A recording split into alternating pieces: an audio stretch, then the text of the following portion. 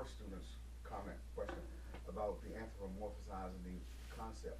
But not only did that, I mean, they looked at that as a step forward because they regarded the ancients as ignorant, you know, and so they regarded the pagans and other people throughout the world as I said. So that's again one thing that from reading HPB one comes up with the thought that she presents that no, the ancients were, it was just the opposite, not ignorant of their world, but yet smarter than this modern world, you know, regarding a lot of things. So they who anthropomorphized that for whatever reasons, you know, they took advantage of the people's superstition and through the cunningness created the priestcraft. And you can say that, as was said, 2/3 of the world's problems are due to, you know, priestly cunning, organized religion. Mm-hmm.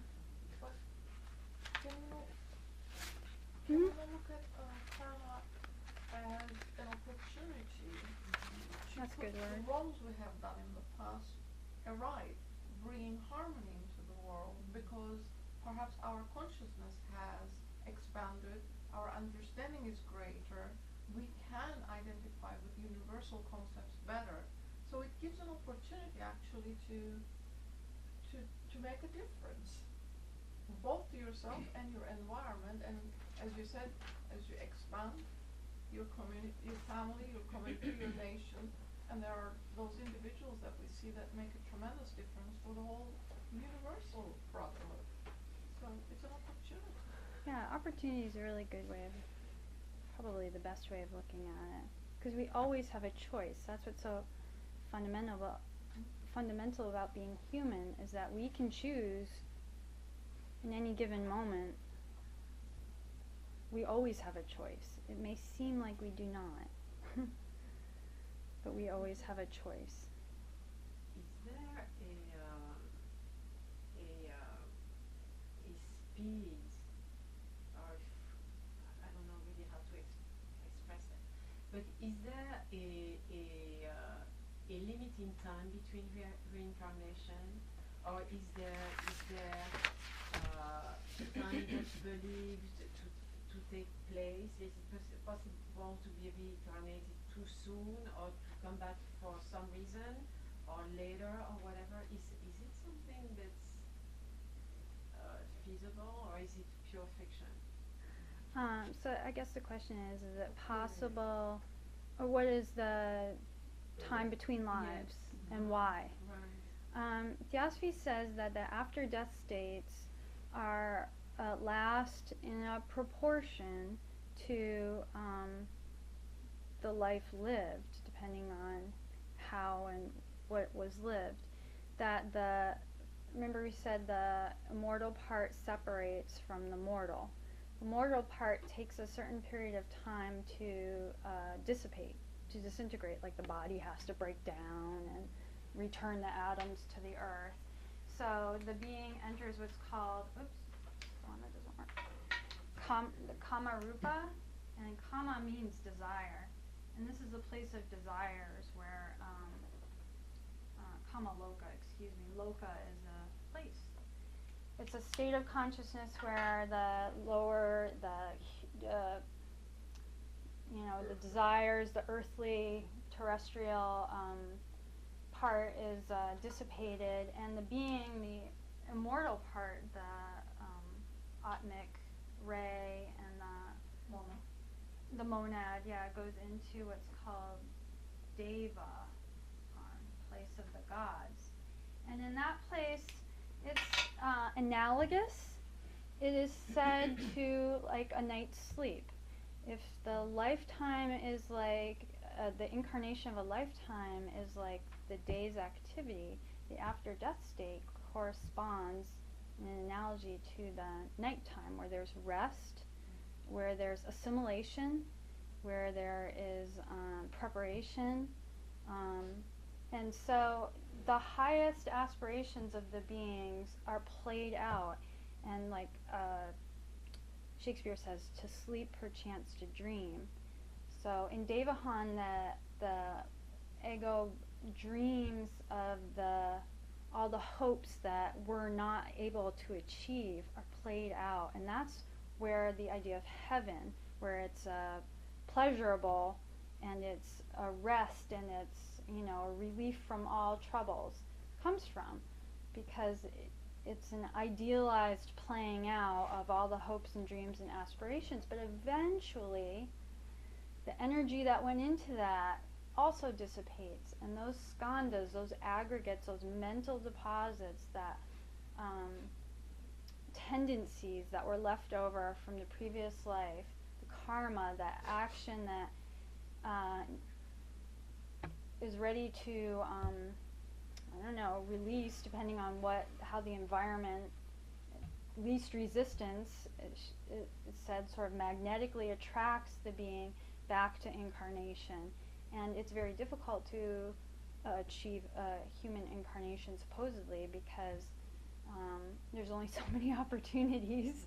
There's only so many beings being born, especially at some times versus others. And then she was also mentioning the rate, back which in terms of the average cycle time. Do others come back faster or slower or later? Definitely, because it depends on the life just lived. It can be hundreds, it can be thousands, it could be years. 2,500. It can be a very long time, but it depends. 1,500 is the average, isn't it? Yeah, it has been said that 1,500 is like an average, but I don't know. What's average? Even down to 25 years. Yeah, there are beings who, on this path towards becoming one with the whole and wanting to help, have expressed a desire and aspiration to help others, says they can be helped out of this dream state. That's usually the longest, because positive, affirming energy, more in tune with the universe, lasts longer, I guess, or it's more intense, and it's just, I guess we're told, the longer time period.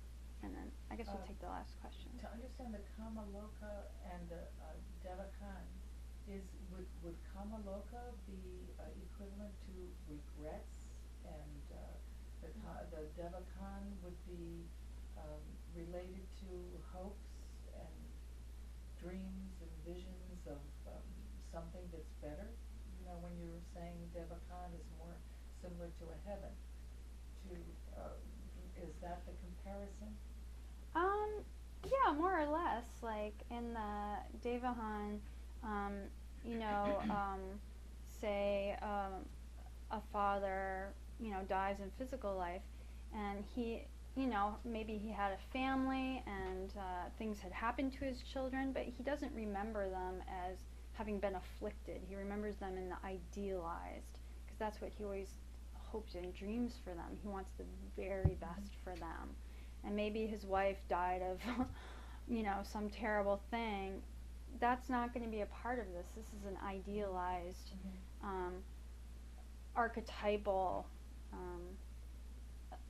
assimilation of the highest and the best, and that's what becomes part of the permanent character.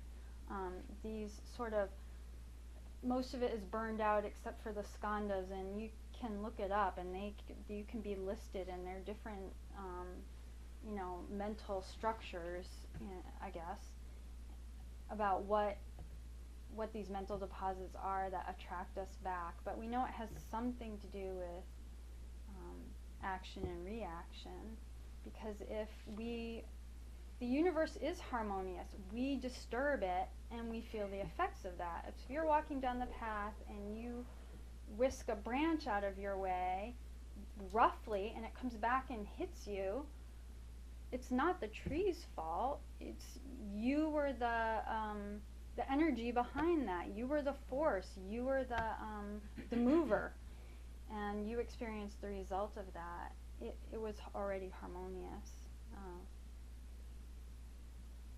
So you mentioned earlier something about our desires are what bring us back, and we talk about that in one